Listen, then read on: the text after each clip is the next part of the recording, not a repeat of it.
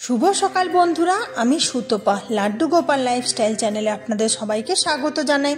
এখন চলছে শুভ কুম্ভ মেলা। হ্যাঁ, আর এই কুম্ভ মেলায় মৌনী অমাবস্যার সময় একটি শাহী স্নানের বিশেষ গুরুত্ব আছে। আর কুম্ভ মেলায় পৌঁছাবেন কি করে, ভিডিওটি শেষ পর্যন্ত দেখবেন, তাহলেই বুঝতে পারবেন। আমি কিছু একটু রহস্য বলে দিয়েছি যে কুম্ভ মেলায় পৌঁছানোর পথটি। তো চলুন, কুম্ভ মেলার প্রয়াগে চলাকালীন মৌনী অমাবস্যায় পবিত্র গঙ্গায় স্নানের জন্য সবচেয়ে গুরুত্বপূর্ণ দিন এবং জনপ্রিয়ভাবে কুম্ভ পর্ব বা অমৃতযোগ দিন হিসাবে পরিচিত। মৌনী অমাবস্যা তাই জ্ঞান, সুখ ও সম্পদ অর্জনের দিন। কুম্ভ মেলার সময় মৌনী অমাবস্যায় শাহী স্নানের গুরুত্ব অত্যন্ত বেশি।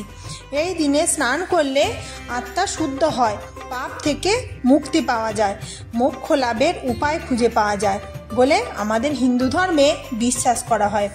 মৌনী অমাবস্যা তিথির শুভ সময় শুরু হচ্ছে 28শে জানুয়ারি সন্ধ্যা 7:36 এবং অমাবস্যা তিথি শেষ হচ্ছে 29শে জানুয়ারি সন্ধ্যা 6:05।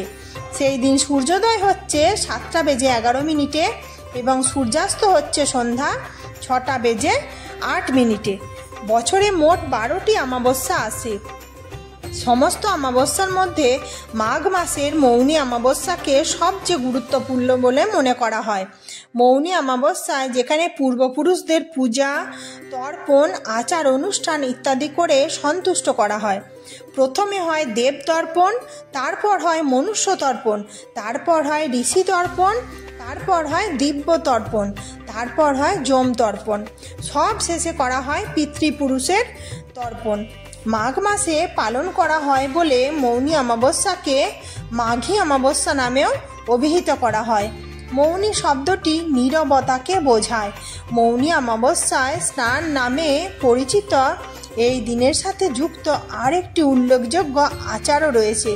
কুম্ভ মেলা এবং মাঘ মেলার সময় পবিত্র স্নান করার এই প্রথাটি খুবই প্রাধান্য পায় আমাদের হিন্দু ধর্মে।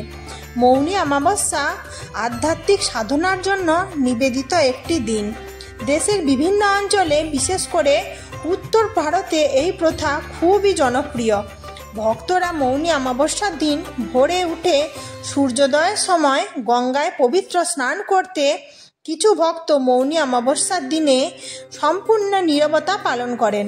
তারা সারা দিনে কথা বলা থেকে বিরত থাকেন এবং কেবল নিজের সাথে একাকিত্বের অবস্থা অর্জনের জন্য ধ্যান করেন।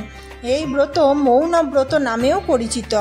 মৌনী অমাবস্যার দিনে হাজার হাজার হিন্দু ভক্ত কল্পবাসী সহ প্রয়াগের সঙ্গমে পবিত্র ডুব দেন। হিন্দু শাস্ত্র অনুসারে এটি বিশ্বাস করা হয় যে মৌনী অমাবস্যার শুভ দিনে পবিত্র গঙ্গা নদীর জল অমৃতে পরিণত হয়। তাই এই দিনে দূর দূরান্ত থেকে আসা ভক্তরা পবিত্র গঙ্গা নদীতে স্নান করেন। শুধু তাই নয়, পৌষ পূর্ণিমা থেকে মাঘী পূর্ণিমা পর্যন্ত পুরো সময়টি স্নানের আচারের জন্য আদর্শ। তবে সবচেয়ে তাৎপর্যপূর্ণ হল মৌনী অমাবস্যার দিন। এই সময় যদি কেউ দীক্ষা নিতে চায় তাও দেওয়া হয়। এই সময় অনেক মানুষ সন্ন্যাস নিতে চায়, তারা দীক্ষা দানের জন্য, এবং এই সময় থেকে সন্ন্যাসীর জীবন অতিবাহিত করতে শুরু করেন। এবং তাই মহাকুম্ভ শুধুমাত্র স্নানের পর্ব নয় বন্ধুরা। আর মহাকুম্ভ মেলায় গিয়ে শুধুমাত্র স্নান করলেই পাপ মুক্ত হওয়া যায় তা নয়। তার জন্য মন ও আত্মাকে শুদ্ধ করতে হয়, কর্মকে শুদ্ধ করতে হয়, তবেই পাপ থেকে মুক্ত হওয়া যায়। এবারের কুম্ভ মেলা 13ই জানুয়ারি থেকে শুরু হয়ে গেছে আর শেষ হবে 26শে ফেব্রুয়ারি। আপনি কি যাচ্ছেন কুম্ভ মেলায়? কমেন্টে অবশ্যই জানাবেন। আপনি কি প্রয়াগরাজে মহাকুম্ভে যেতে চান? চিন্তা করবেন না, যাওয়া, থাকা, কোন শাহী স্নান করবেন, এর সমস্ত তথ্য বিস্তারিতভাবে আপনাদের সামনে আমি তুলে ধরছি। যারা বাই ফ্লাইট যাবেন কিংবা ট্রেনে কিংবা পার্সোনাল গাড়িতে করে আপনারা মহাকুম্ভে পৌঁছাতে পারবেন। যে সকল ট্রেনে যাওয়া যায় সেগুলি হলো Allahabad express, Rajdhani Kolkata mail, Jodhpur express, Ajmer express, Mumbai mail, Shipra express, Chambal express ইত্যাদি। মনে রাখবেন, স্নানের 1 থেকে 2 দিন আগে অবশ্যই পৌঁছাবেন। যদি আপনারা পার্সোনাল গাড়ি নিয়ে যান তাহলে আপনাদের 20 কিলোমিটার আগেই গাড়িকে পার্কিং করে দিতে হবে। সরকারি গাড়িতে করে যেতে হবে। ওই গাড়ি থেকে নামার পর 5 কিলোমিটার থেকে 6 কিলোমিটার হেঁটে কুম্ভস্থলে পৌঁছাতে হবে। থাকা কুম্ভ মেলায় পুণ্যার্থীদের জন্য অস্থায়ী শিবিরের ব্যবস্থা করা হয়েছে। শিবিরে দুবেলা প্রসাদ, কম্বল, লেপ, তোশক, চাদর, বালিশ এবং টয়লেটেরও ব্যবস্থা আছে। তাঁবু বা টেন্টে থাকার জন্য প্রতি ব্যক্তি 500 টাকা, মেঝেতে শোয়ার জন্য পাবেন তক্তায় 800 টাকা দিতে হবে। রুম প্রতি 1000 টাকা দিন দিতে হবে। তাঁবু থেকে সঙ্গম মেলার দূরত্ব 2 কিলোমিটার থেকে 4 কিলোমিটার। এবারে যে বিশেষ দিনগুলি শাহী স্নান পড়ছে 14ই জানুয়ারি, সেটা তো পার হয়ে গেছে। এরপর আছে 29শে জানুয়ারি মৌনী অমাবস্যা, 3 ফেব্রুয়ারি বসন্ত পঞ্চমী বা সরস্বতী পূজার দিন, 12ই ফেব্রুয়ারি মাঘী পূর্ণিমা, 26শে ফেব্রুয়ারি মহাশিবরাত্রি, 14ই মার্চ দোল পূর্ণিমা স্নান। আপনারা যে স্নান করতে চান তার 1-2 দিন আগে অবশ্যই পৌঁছাবেন। আপনাদের সাহায্য করার জন্য অনেক রকম ব্যবস্থা আছে। চলুন সকলে মিলে মহাকুম্ভে যাই, কারণ আমাদের এই জীবদ্দশায় আর এটি আসবে না। আপনারা কি জানেন যে মহাকুম্ভ মেলা এতটাই দুর্লভ বিষয় যে হয়তো এই মেলা জীবনে একবারই উপভোগ করতে পারবেন, তবে যদি সেটা আপনার ভাগ্যে থাকে তবেই। কেন?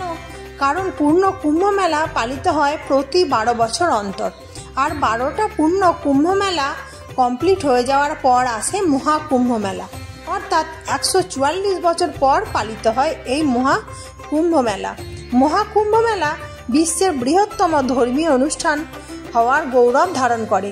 এই বছর আনুমানিক 400 মিলিয়ন তীর্থযাত্রী উপস্থিত হবেন। এবছর অর্থাৎ 2025-এ পালিত হচ্ছে সেই দুর্লভ কুম্ভ মেলা। হিন্দু পুরাণ থেকে জানা যায় সমুদ্র মন্থনের সময় অমৃতের কলস নিয়ে উঠে আসে। সেই অমৃতের কলসকে অসুরদের হাত থেকে বাঁচাতে ভগবান বিষ্ণু সরিয়ে নিয়ে যান, আর নিয়ে যাওয়ার সময় কয়েক ফোঁটা অমৃত এই 4 স্থানে পড়ে যায়।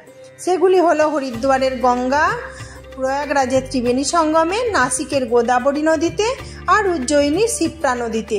মানা হয় প্রতি 12 বছর অন্তর একটি নির্দিষ্ট সময় এই নদীগুলিতে অমৃতের রূপ ধারণ করে। তাই এই 4টি নদী তীরবর্তী স্থানে পালিত হয় মহাকুম্ভ মেলা। কে কে যাচ্ছেন কমেন্টে অবশ্যই জানাবেন যে কুম্ভ মেলায় কে কে যাচ্ছেন। আমি তো এবছর আর যেতে পারলাম না, আমার ছেলের এবছর 10th এক্সাম আছে, ওর জন্য আর পারলাম না যেতে। তবে আমার ফ্যামিলির সবাই মোটামুটি যাচ্ছে। তো আপনারা কে কে যাচ্ছেন অবশ্যই কমেন্টে জানাবেন। আরও কিছু জানার থাকলে আমার চ্যানেলটি সাবস্ক্রাইব করে নেবেন নতুন বন্ধুরা।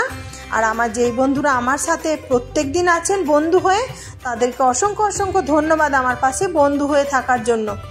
আর নতুন বন্ধুদের উদ্দেশ্যে বলছি, চ্যানেলটি সাবস্ক্রাইব করে বেল আইকনটা প্রেস করে রাখবেন। এরকম আরও ভালো ভালো নতুন নতুন ভিডিও আপনাদের সামনে আমি ঠিক উপস্থিত করব। তো আজ তাহলে আসি বন্ধুরা, আবার দেখা হবে নেক্সট একটা ভালো ব্লগে। ততক্ষণ পর্যন্ত সবাই সুস্থ থাকবেন, ভালো থাকবেন। জয় মহাকুম্ভের জয়।